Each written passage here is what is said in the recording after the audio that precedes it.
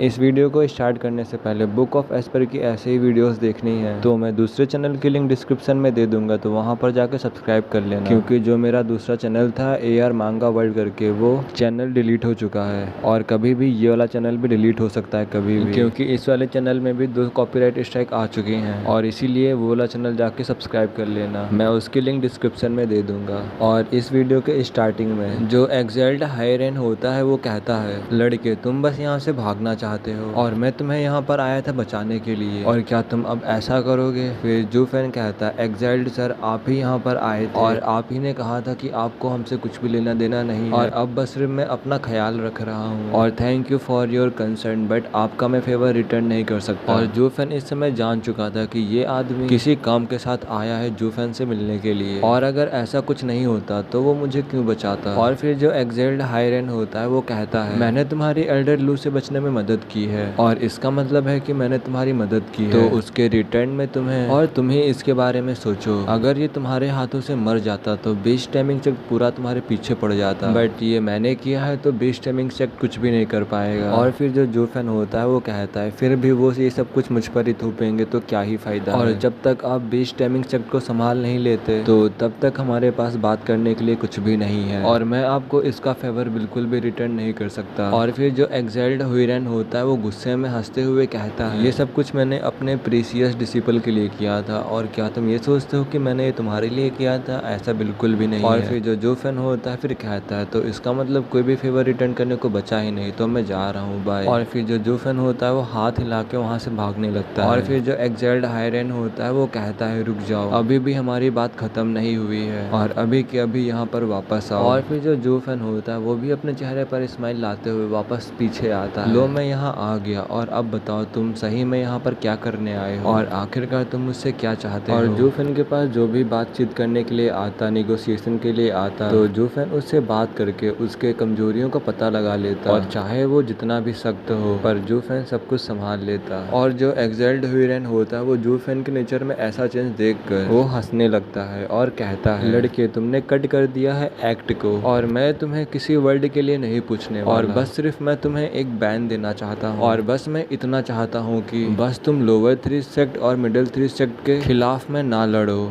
और उनके अगेंस्ट में स्टेजेस पे ना जाओ, और सिर्फ इतना ही है, इससे ज्यादा कुछ भी नहीं। और फिर जो जूफेन होता है वो एग्जैल्ड हायरेन से कहता है, क्या बस इतना ही? और ये सब कुछ तो तुम अपने आप से भी कर सकते थे, और तो फिर तुम मुझसे क्यों पूछने यहाँ पर आए हो? और फिर जो एग्जैल्ड हुइरन होता है वो हंसते हुए कहता है, क्या तुम ये सोचते हो कि हम लोग कंसल्ट करेंगे एक जूनियर के साथ और कोई भी रूल ओवर कंपनसेटिंग नहीं कर सकता, और डबल ड्रैगन गैदरिंग को कुछ भी करने से पहले 9 सेक्ट का अप्रूवल लेना पड़ता है, और इससे भी इम्पोर्टेंट फैक्ट ये है कि कंडक्ट किया जाता है मोर फेयरनेस के साथ, और हम लोग कैसे ही सभी वेस्टर्न लैंड की पावर से कैसे ही कंसर्न ले सकते हैं, जनता होगी वो अस्त व्यस्त हो जाएगी और वेस्टर्न लैंड पूरा केओस में आ जाएगा, और भले ही इसमें तुम्हारी कोई गलती ना फिर भी हमें आपको इस बैन में रखना पड़ेगा विदाउट एनी रियल ग्राउंड, और इससे हमारी इफेक्ट हो सकती है रेपुटेशन, और तुम कुछ ज्यादा ही स्ट्रांग हो मिडिल 3 सेक्ट के जीनियसेस से भी ज्यादा, और वो तुम्हारे खिलाफ बिल्कुल भी फाइट नहीं करेंगे और तुम्हें देखकर वो हार मान जाएंगे, जिससे कि हम लोग सभी सेक्ट की पोटेंशियल को नहीं जान पाएंगे, और इसका मतलब ये होगा कि वो सभी लोग हार जाएंगे, और यही वो रीजन है कि हम चाहते हैं कि तुम विड्रॉ कर लो उन स्टेजेस से, उन स्टेजेस के ऊपर ना जाओ उनसे फाइट करने के लिए, और ये तुम्हें तब तक करना पड़ेगा जब तक कि सुपीरियर 3 सेक्ट की फाइट ना स्टार्ट हो जाए, और ऐसा तब तक होगा जब तक डीमन स्कीमिंग सेक्ट हार ना जाए। और फिर जो जूफेन होता है वो अपनी आईब्रो को उठाते हुए कहता है, आखिरकार तुम्हें कैसे पता कि हम लोग सुपीरियर 3 सेक्ट को एम कर रहे हैं? और फिर जो एग्जैल्ड हायरेन होता है वो हंसते हुए कहता है, जो डीमन स्कीमिंग सेक्ट की स्ट्रेंथ है उससे देखकर ही पता चलता है कि तुम क्वालिफाइड हो सुपीरियर 3 सेक्ट की पोजीशन के लिए और उनके साथ फाइट करने के लिए। और जो हुइरन होता है वो दोबारा से हंसते हुए कहता है, मुझे एल्डर लू का प्लान पहले से ही पता था, और पहले मैंने इसलिए कुछ नहीं किया था क्योंकि मैं तुम्हें देखना चाहता था कि आखिरकार तुम क्या ही कर सकते हो, और जैसा कि एल्डर्स ने कहा था तुम सही में एक मॉन्स्टर हो और तुम्हारे जैसा कोई एग्जिस्ट नहीं कर सकता। और फिर जो जूफेन होता है वो कहता है, एग्जैल्ड सर क्या आप मुझे थ्रेट कर रहे हो, मुझे डराने की कोशिश कर रहे हो? डबल ड्रैगन मैनर के आप एग्जैल्ड होने के नाते क्या आप ऐसे ही सभी सेक्ट के डिसिपल्स जैसा आप चाहे वैसा उनको करने पर मजबूर करते हैं? और फिर जो एग्जैल्ड हायरेन होता है वो कहता है, तो ऐसा बिल्कुल नहीं कर सकते, बट जो एल्डर लू उसकी हेट्रेड बहुत ज्यादा डीप थी तुम्हारे लिए, और तुमको मारने के लिए उसने यहाँ पर एक ट्रैप भी बिछा दिया। जो डबल ड्रैगन मैनर था उसने फाउंड किया ट्रुथ को, सच्चाई को, तो इसीलिए हमने इसी स्पॉट पे इसे एक्सिक्यूट एग्जीक्यूट कर दिया, मार डाला, और हमने उसको एग्जीक्यूट करके तुम्हें जस्टिस दिलाई है, और अब तुम ही बताओ क्या ऐसा नहीं है। और फिर जो जू फैन होता है वो कहता है हाँ ये कुछ लॉजिकल लग रहा है, चलो ठीक है मैं मान जाता हूँ, मैं किसी भी फाइट को नहीं लड़ूंगा। और फिर जो जू फैन होता है वो ग्रैब करता है लड़कियों को और वहाँ से जाने लगता है। और फिर जो एक्साइल्ड हायरेन होता है वो कहता है हाँ this kid is a sneaky one, मैंने इसके ह्यूमन नेचर का यूज करके प्लान किया था फेवर को रिटर्न करने के लिए, बट ये लड़का बहुत चालाक है और आखिरकार मुझे लास्ट में आकर इसे थ्रेट ही करना पड़ा। और फिर जो एक्साइल्ड हायरेन होता है वो चिल्लाते हुए कहता है ये डबल ड्रैगन मैनर की ऑनर की बात है और तुम्हें अपने वर्ड से मुकरना नहीं होगा। और फिर जो जू फैन होता है वो कहता है तुम्हें परेशान होने की कोई जरूरत नहीं है, जो तुम्हारे फिल्थी अफेयर्स है वो मेरे साथ सेफ हैं। और डबल ड्रैगन मैनर कैसे ऑपरेट करता है जू फैन को इस क्लू मिलने से, और जू फैन को इस समय पर कोई डैम भी फर्क नहीं पड़ता है अपनी रेपुटेशन पर। और फिर जो जू फैन होता है दोबारा से कहता है क्योंकि आपको न्याय का प्रचार करना बहुत पसंद है, इसीलिए मुझे आपके रूल्स को तोड़ने के लिए बचना होगा और आप मेरा कुछ भी नहीं बिगाड़ सकते। और ये सुन के जो एक्साइल्ड हायरेन था पहले तो उसको गुस्सा आया और फिर वो दोबारा से हंसते हुए कहता है ये लड़का अपनी भलाई के लिए बहुत होशियार है और ये सिर्फ अपने अच्छे के लिए ही सोचता है, और जब तक उसने पूरी स्थिति को समझ नहीं लिया तब तक कि वो बहुत ज्यादा ही ध्यान दे रहा था, बहुत ज्यादा ही सतर्क था, और अब जब उसने ऐसा कर लिया है तो उससे अब कोई भी डर नहीं है और वो किसी भी दबाव में आने वाला नहीं है। और छोटी छोटी बातों से उसकी आंखें हमेशा बड़ी बड़ी तस्वीर को देखती हैं, बट जो इसका स्वभाव है वो सैंग के अहंकार से काफी मिलता जुलता है। और क्या हम दोबारा से किसी दूसरी गड़बड़ी में तो नहीं पड़ जाएंगे। और ये एक सफेद बालों वाले आदमी ने कहा था जो कि एक्साइल्ड हायरेन के सामने अपीयर होता है, और जो ये आदमी था ये दूसरा एक्साइल्ड था और इसका नाम बाई मी था। और फिर जो एक्साइल्ड हायरेन होता है उसकी तरफ देखते हुए कहता है हमने वेस्टर्न लैंड के कल्टीवेटर्स को डबल ड्रैगन गैदरिंग में सही से संभाला, क्योंकि जो लोग कल्टीवेशन करते हैं वो लोग किसी भी चिंता से आत्मज्ञान को हासिल कर सके। लेकिन जैसे जैसे समय बीतता गया सभी लोग रिसोर्सेज पे ध्यान देने लगे, और जो सच्चे कल्टीवेटर थे वो दिन पर दिन कम होते गए और वो सभी ज्यादा ही लालची होते गए, और सभी लोग कल्टीवेशन के मूल सिद्धांतों को भूल गए, कल्टीवेशन के मेन प्रिंसिपल को भूल गए। और वेस्टर्न लैंड को एक स्थान बनाने के लिए हमने अपने सबसे बेस्ट डिसिपल्स को बाहर कर दिया, और अब इसके बारे में सोचते हुए वह और उस लड़की का एक स्वतंत्र देश बनाने का सपना, और क्या यह उसका ही रास्ता नहीं था। And across the ages the rare occurrence of someone with a clear pursuit appeared and it happened to be our disciple। लेकिन हमें फिर भी उसकी आकांक्षा को कुचलना पड़ा, और शायद हम लोग वो कल्टीवेटर्स नहीं रहे जो ऐसा करते थे, और अब हम लोग वेस्टर्न लैंड को एक्साइल्ड डबल ड्रैगन के रूप में कंट्रोल करते हैं। और फिर जो एक्साइल्ड बाई मी होता है वो कहता है जैसे जैसे वेस्टर्न लैंड चेंज होता है वैसे वैसे हमें भी चेंज होना चाहिए। और फिर जो एक्साइल्ड हायरेन होता है वो कहता है हमारी आकांक्षा को पूरा करने के लिए असमर्थ होने का मतलब ये है कि दाव का पीछा छोड़ना, और हम लोग इस वर्ल्ड में सिर्फ एक मोनार्च से ज्यादा कुछ भी नहीं, और इसमें कोई भी आश्चर्यजनक बात नहीं है कि सैंग हम लोगों से आगे इतनी जल्दी कैसे निकल गए, और हम युगों में शायद ही कोई कदम उठा पाते क्योंकि हम लोग ट्रू पाथ में बहुत दूर भटक गए हैं। और अब जब हम एक और ऐसे व्यक्ति से मिल चुके हैं तो क्या हम दोबारा वही काम करेंगे। और जो बाई मी था वो अभी भी चुप था, और इन्हें वेस्टर्न लैंड की हाईएस्ट पावर होने की वजह से वे दोनों ही अपने इंटरेस्ट से बंधे हुए थे, मतलब अपने हितों से बंधे हुए थे, मतलब जो वो करना चाहते थे वो नहीं कर पाते थे, और इनकी ड्यूटी यह थी कि ये प्रोटेक्ट करें वेस्टर्न लैंड की स्टेबिलिटी को, और इससे कोई भी फर्क नहीं पड़ता कि इससे किसको खतरा था, और वे उसका निपटारा कर देंगे। और भले ही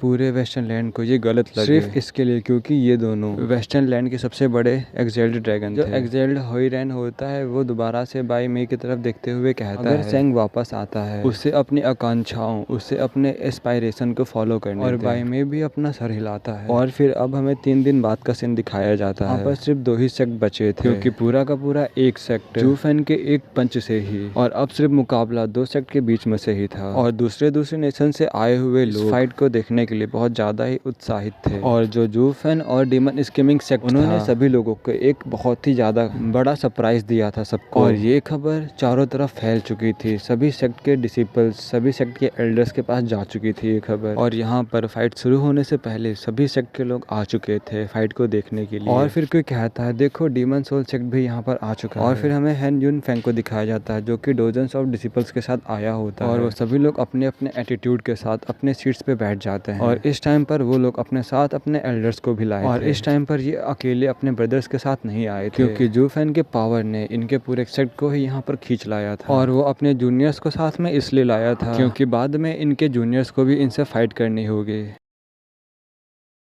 और जैसे ही सभी लोग अपनी सीट पे बैठते हैं वैसे ही कोई और टीम आ जाती है उनके सामने, और उस ग्रुप को जो बंदा लीड कर रहा था उसके चेहरे पर एक वाइड स्माइल, और ये था मिडिल थ्री सेक्ट का स्ट्रॉन्गेस्ट स्वार्ड गॉड सेक्ट। और फिर जो हैन यून फेंग होता है वो उनकी लीडर की तरफ देखते हुए कहता है वेन टाओ तुम। और फिर जो सेकंड रिंग मास्टर हैन होता है वो कहता है जेंटल स्वार्ड वेन टाओ। और क्या ये इथेरियल स्टेज के 4th लेयर पर है, पर सुपीरियर 3 सेक्ट के जीनियस से आगे नहीं है। और फिर जो हैन यून फेन होता है वो कहता है ये अनदर जीनियस है हमारी जनरेशन में से। और अगर दूसरे वर्ड में बोला जाए जो जू फैन होगा वो मिडिल 3 सेक्ट में फोकस करेगा मिडिल 3 सेक्ट के जीनियस के ऊपर, वेन टाओ के ऊपर, जो कि बेस्ट टैलेंट है मिडिल 3 सेक्ट का। और फिर जो वेन टाओ होता है वो उसके पास आते हुए कहता है यंग मास्टर और आपसे मिले बहुत टाइम हो गया और आप में थोड़ा सा प्रोग्रेस तो आया है वैसे, और आप पहुंच चुके हैं इथेरियल स्टेज के सेकंड लेयर पर। हाँ, कांग्रेचुलेशन हैन। और फिर जो हैन यून फैन होता है वो भी आउटरेज में कहता है क्या तुम मेरा मजाक उड़ा रहे हो, और क्या ऐसा ही है, और तुम बस मुझसे 2 ही लेयर आगे हो। और फिर जो वेन टाओ होता है वो अपने हाथ को हिलाते हुए कहता है ओह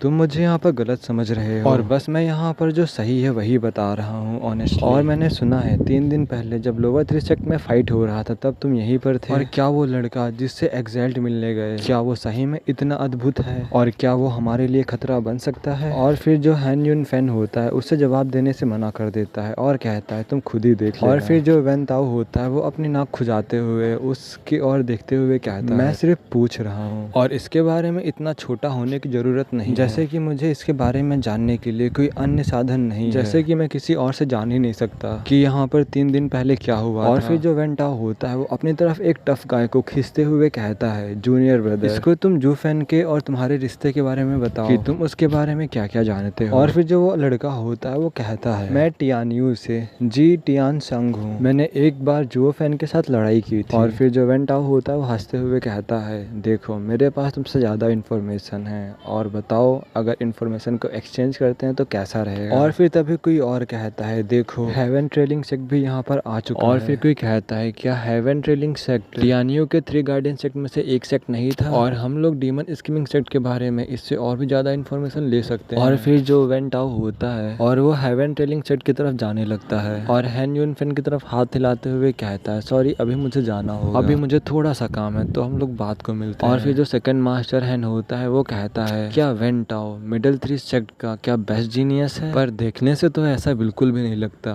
और फिर जो हैन यून फेन होता है वो कहता है तुम्हें अभी कुछ भी नहीं पता। वेन टाओ को जेंटल स्वॉर्ड इसलिए कहते हैं क्योंकि वो स्लीप क्लॉथिंग में वो एक भेड़िया है, और वो सॉफ्ट टच के साथ हैवी हैंड्स को यूज करता है। और तुम ये बात कभी भी मत भूलना, और तुम्हें इसके स्टाइल के बारे में बिल्कुल भी नहीं पता है, और इसके ऐसे बिहेवियर के अंदर एक बीस्ट छुपा हुआ है, और ये एक ही में 2 स्वॉर्ड स्टाइल्स को कंबाइन करता है, और इसीलिए इसको जेंटल स्वॉर्ड कहते हैं। ये बाहर से तो जेंटल है पर उसके अंदर छुपी है स्वॉर्ड्स, और इसके बात करने से ये कितना आसान लगता है ये उतना आसान है नहीं, ये बहुत ज्यादा स्ट्रॉन्ग है। और फिर जो हैन यून फेंग होता है वो स्मेल करते हुए कहता है सुपीरियर 3 सेक्ट भी यहाँ पर आ चुके हैं, और जो उस लड़के की स्ट्रेंथ है वो सभी सेक्ट के हाइट्स को टच कर चुकी है, और सभी लोग उसको देखने के लिए यहाँ पर आ चुके हैं, और उन सबको भी डर महसूस हो रहा होगा। हा। और फिर हमें यन्मू को दिखाया जाता है वो भी हीलियम फ्लेम के सभी डिसिपल्स और एल्डर्स के साथ आ चुका होता है, तो और उसके साथ एल्डर किन ये भी आए थे, और जैसे जैसे उनका ग्रुप आगे बढ़ रहा था वैसे वैसे जो लोग थे वो लोग आगे से हट रहे थे क्योंकि वो लोग अपनी लाइफ को खोना नहीं चाहते थे। और फिर जो यन्मू होता है वो यूमी से कहता है यूमी तुमने भी देखा था ना कि वो कितना ज्यादा स्ट्रांग था। और फिर जो यूमी होती है वो कहते हैं यहाँ पर इतने सारे लोग मौजूद क्यों होते अगर वो इतना स्ट्रांग ना होता, सभी लोग यहाँ पर इसीलिए आए हैं सिर्फ और सिर्फ उसको देखने के लिए क्योंकि वो इतना ज्यादा स्ट्रांग। और जो हीलियम फ्लेम के डिसिपल्स थे वो सिर्फ उसी से पूछ रहे थे जो जिसने जू फैन को एक्शन में देखा था, लेकिन जब ये जवाब आया तो वो लोग आंसर के लिए यन्मू की तरफ देखने लगे थे। मतलब किसी डिसिपल ने कहा था कि क्या वो